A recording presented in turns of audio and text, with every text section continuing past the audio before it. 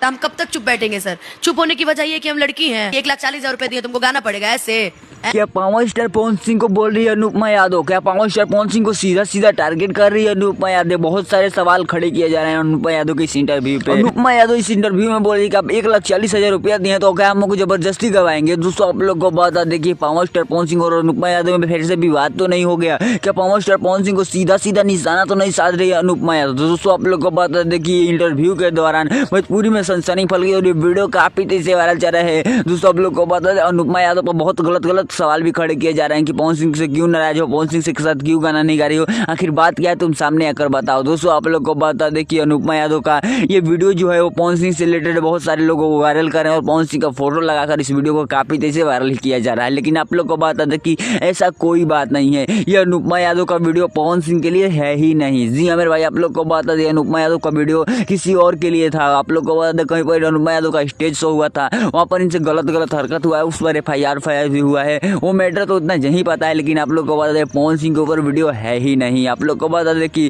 पवन सिंह को टारगेट ना किया जाए। दोस्तों आप लोग को बता दें जो भी रियली न्यूज होगी आप लोग को देने की कोशिश करेंगे। इस चैनल सब्सक्राइब कर लीजिएगा। मैं तो किसी नए वीडियो में किसी नए टॉपिक के साथ, तब तक के लिए बाय।